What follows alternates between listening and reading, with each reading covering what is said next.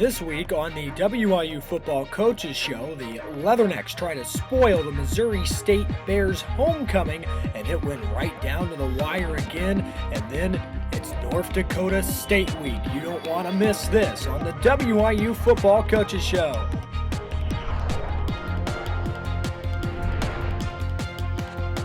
Welcome to a special edition of the WIU Football Coaches Show here on the Leathernecks home turf of Hanson Field. The Leathernecks went down to the wire again last week against Missouri State, pulling out a 38-35 victory. Thanks again for tuning in. Danny Fry alongside the head coach of the Western Illinois football team, Charlie Fisher. So, Coach, talk about your team's perseverance there at the end after surrendering the lead in the fourth quarter to come out victorious and spoil the Bears' homecoming. Yeah, we found a way, the last couple weeks to make it interesting. We're in control of the game, had the same situation, but it just takes more than talent to win games like that. In my pregame talk to the team, I talked about, the intangibles beyond talent and perseverance and passion, enthusiasm, integrity, character. When you get in those tough situations, you got to respond, and our guys did again. We're finding a way to win. That was our team theme this week, find a way to win. The Leathernecks did just that. Let's take a look at how they found a way to win. A look at the first half highlights from Springfield, Missouri. Sean McGuire, Joey Borsellino before the game, Xavier Rowe and company all hyped on the road, starting to get settled in on the sideline, ready to rock and roll. Western's first drive, play action off of the deflection. Lance Lenore makes the catch for a first down. Yeah, really nice concentration here by Lance. He's been playing at a high level. We tried to hit him with a shot play, didn't have it. Came right back to the, may have forced the ball just a touch, but a great catch here by Lance. McGuire will eventually have some space, and he decides, hey, why not go ahead and run the football, and he'll go all the way to the 3-yard line for a first and goal. Good instinct. Yeah, well done. We feel like Sean is a really good runner and can run more. We've been trying to get him to do this a little bit more when the play breaks down, throwing the ball. He did a really good job Saturday running the football for us. Next play, Steve McShane would bounce to the outside. He will score in the corner to put WIU on the board first, ahead 7-0 early. Yeah, Steve used his speed right there. He's got that burst, and just really good to see him back, feeling a little bit better off that ankle injury. He's able to go outside, and again, you always want to establish that running game early. That's always. What happened on Saturday. Absolutely. We're a run-first team, but only because people look at us as a throwing team in many ways, but we want to run the ball. How about back to the air and throw it on the next Leatherneck drive? Lenore showing off his hurdling abilities. He could probably be on this track here. He could be. Outstanding athlete, and Lance has had a phenomenal year for us, and we need that to continue here. Another guy's been athletic and really come up in the past couple games for the Leathernecks, Jamie Gilmore. Here's kind of the dump-off pass to him, and he was utilized really in multiple ways on Saturday. He was. Jamie did a really good job. He's just a phenomenal young man, great teammate, team player, and he's healthy. Dan, that's the bottom line. He's healthier than he's been. It's a check down, he breaks a tackle and makes a great run. 2:28 left in the first quarter. Nathan Knuffman hits a 33-yard attempt to set the pace, an early 10-0 WIU advantage on the road, the start that the Leathernecks wanted, and then the Missouri State quarterback Brody Lambert pressured and sacked by Steve Mercado, the transfer from Lafayette, giving him the bear hug, and then we'll move over to the second quarter. Lambert pressured by Adam Brock. Quentin Moon has his first career interception, Coach. Yeah, it was a really good play there by Broad. A spin move late. He was relentless getting to the quarterback, and Quentin is playing at a high level. He has had an outstanding year for us, and he's a really good player. He's impressed me since day one when I got here and took the job. Leathernecks trying to take advantage, but Sean McGuire brought down in back-to-back sacks, and that's a very rare offensive line breakdown. It really is. One wasn't. We ran a naked bootleg into a edge pressure, and we should have got out of the play. Leads to a 40-yard field goal attempt by Knuffman. It sails wide right as the score would remain 10-0 WIU, and that gives Missouri State a little bit of confidence when they head back. And They know just the play to start to get their confidence back up. Trick play, direct snap, and Jason Randall finds a hole, exploits it, and then will rumble all the way 62 yards. Not quite all the way. He is forced out at the 6-yard line, Coach. Great effort there by Aaron Diggs to try and, he prevented the touchdown. This play got us a little bit by surprise. I thought their left guard was moving, but they didn't call the flag there, so it was kind of a tough break and swinging momentum again. Right after that, Lambert to a wide open Eric Furmanek in the back of the end zone to put Missouri State on the board. It's 10-7 Western Illinois with 7:41 left in the second quarter. Yeah, they did a good job of answering right there. Now we got to respond.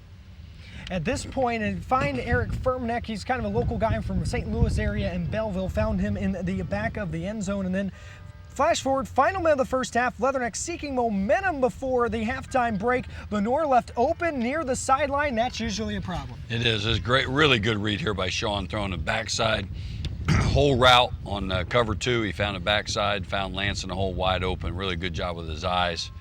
6 seconds left in the second quarter. McGuire finds Zeke LaShore in the back of the end zone on his tiptoes. It would be review, and the play stands. 17-7 WIU at the half. Yeah, this is a staple play for us in the tight red, the backline route out of 3x1, and Zeke's got a couple of these already this year, and big, tall, long target, good throw and catch. Now, did you feel that the team did a good job mixing the run and the pass? I mean, that really is the Leatherneck game. That is us. That's what we always want to be, is be really balanced, be explosive on first down, and just keep changing it up on you. But it always starts staying for us. If we can run the ball, we'll be usually in good shape. How was the team's intensity you felt on Saturday, especially in the first half? And we'll talk about how it kind of changed going forward. I thought it was really good. I felt like our guys are ready to play. As a head coach, you're always guarding against a letdown, so to speak. And our guys responded. We haven't beaten Missouri State since 2008. We needed to get on track and beat them. And our guys were ready to play, and we came out hot. All right. Stay tuned for the second half highlights from Springfield, Missouri after this on the WIU Football Coaches Show, your home for everything Fighting Leatherneck football. Welcome back to the WIU Football Coaches Show. Danny Fry here alongside the head coach of the Western Illinois football team, Charlie Fisher. Coach, let's go right back into the highlights, shall we? The Leathernecks ahead 17-7 on Missouri State at halftime. Go ahead coming out of the locker room. The Leathernecks having me feel pretty good, but Missouri State showing that they are right there 5 minutes into the second half. Lambert to Dion Holloman over the middle for a 32-yard touchdown. Missouri State trailing now 17-14 back to the field goal. They came out and answered the bell, and their quarterback got hot. He was a streaky thrower we knew coming in, and number 5's been a good player for him. He does a lot of different things. WIU would go right back on the move, though, to try and answer that Holloman strike. And why not go to the hot hand, it seems to be, or I guess the guy that always seems to come down with it over the middle, Lance Lenore. He always seems to find a way to get open, Coach. Yeah, we work hard to get the ball to Lance. I mean, that's our job as a coaching staff and offensive coaches. We got to get the ball to 7. He's a playmaker, dynamic player, and we've done a good job of moving him around and finding ways to get him the ball. The drive is capped off on a 1-yard touchdown run on the 3rd straight try to Gilmore. Back to a 2-score lead for Western, 7-11 left in the third. And this is a late called touchdown. You probably had no doubt on the sideline, though. Yeah, I mean, we felt good about it. It's a staple play for us down in there. Jamie does a good job here, cutting it back a little bit, but getting the ball vertical. You always want to get the ball vertical as soon as you see a crease, and he did a good job of getting under his pads. And at the end of the day, Dan, you just have to get 1 inch over the stripe, right? And break the plane. That's what it was, just 1 inch over. Took the Zebras a little bit to call it, but eventually 6 points in the Knuffman PAT extend that Leatherneck lead again. Next, Bears punt is partially blocked, and it sets up phenomenal field position for the Leathernecks, who got in there on special teams. Javon Williams did an outstanding job here. Used his length. He split the shield in the back, and I mean, I can't say enough about Javon, and just what he did there is outstanding play and set us up for a short field. Western quick to capitalize back to the pass. It's Lance Lenore catching it. He'll spin and then head towards the corner, and it brings up another 1st and goal. Yeah, another nice, awesome route by Lance, and what a nice throw and catch. These guys are really on the same page and really playing well together, Sean and Lance. And so many options for the Leathernecks when you are up close there, but why not Gilmore again up close? He'll bounce outside like Steve McShane did in the first quarter. And after 3 quarters, Western now in control at this point, 31-14, having to feel pretty comfortable. And we felt good, you know, and I felt like our best was yet to come. We wanted to play 60 minutes of really good complimentary football, and we were doing that, you know, with all 3 phases, and then boom, they find a way to get back in the game. They are trying to claw their back. The Missouri State Bears on their homecoming, definitely something to play for. LaMarcus Stewart in the flats. He'll break a few tackles, and then he's off to the races, and he can't be caught. 49-yard connection in the first 2 minutes of the fourth quarter. Yeah, I mean, that was a big play, and that's off the drive where we had the roughing the passer, and just the way this play unfolded really created some energy for Missouri State. And then Western trying to mix it up after Missouri State has the momentum. So a little bit of a running back switch. Devin Moore brought in, but he fumbles the football. It's picked up at the WIU 22 by Missouri State.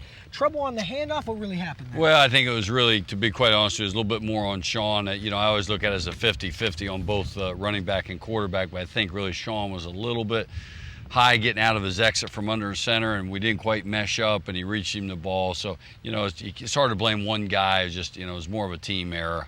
The Bears knocking on the door, 3-yard touchdown pass to Zach Hoover, his first career receiving touchdown in college. 31-28, Western trying to hang on in the fourth, similar to the NIU game at this point. Yeah, it just swung so quick. You know, we've been in these situations the last couple of weeks where we're in control of the game, Dan, and then, you know, momentum gets gone, and, you know, you got to try hard to break that momentum, and we do right here. And that's following a long Knuffman punt down at the 1. He was excellent. And then David Griffith with the interception, but his knee just down before he can try to return that.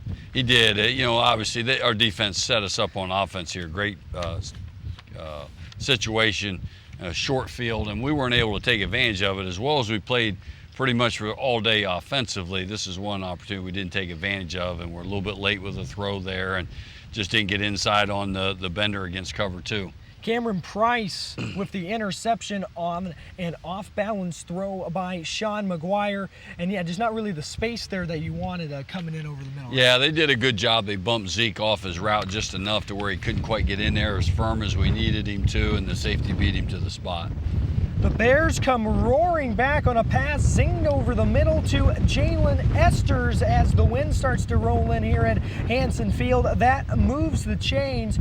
4:22 left in regulation. Lambert rolls out. He has Holloman in the corner, caught from 11 yards away as the Bears snatch their first lead of the game, 38-35. The reaction on the sideline. Well, you know, I mean, you have to react the right way. You have to get back on your feet. It's tough. This is where you really settle teams. And big play alert. Last stand, 3rd and 17. Joey Borsellino lays out and makes an incredible game-saving catch. Yeah, we went 4 verts, and they caught him in post-safety coverage, and they switched up, and then we caught them by surprise. And what a great catch there by Joe, an outstanding throw, and Reed. That set up 1st and goal. Here on 3rd and goal from the 6, McGuire pushes forward, and he's just a yard short. Of course it would come down to that. Absolutely. We had a combo play there for man or zone, and they went zone on us. And so we checked to that, and we got it down to 1, and this is it. It's Devin Moore on the second effort. Coach, you went back to him after that fumble, and he redeems himself to put Western back on top, 38-35, just 43 seconds left. Absolutely. You got to believe in your players, and Devin responded the right way. Really happy for him, a senior. What a great moment. And kind of shades of Bo Jackson and the Boz, right, from years ago. Just definitely that same power, and then Missouri State would need a miracle to come back in this one, but Lambert picked off for the 3rd time. Xavier Rowe seals it off as we go inside the locker room. Of course, Sean McGuire getting a lot of love as we go into the final box score from Missouri State. The Leathernecks on top, 38-35. McGuire 323 yards passing. Quentin Move, a career day defensively, 14 tackles, 1 tackle for loss, and an interception. Dylan Cole, great job on defense for Missouri State. And we will go ahead and send it right to break after this on the WIU Football Coaches Show here at beautiful Hanson Field on a beautiful day. More on the way next. Welcome back to the WIU Football Coaches Show. Time to break out the John Madden Telestrator, go back to that Missouri State win for Western Illinois and break down some of those key plays. We'll start with defensively. Quentin Moon really had a breakout play as we go to the breakdown.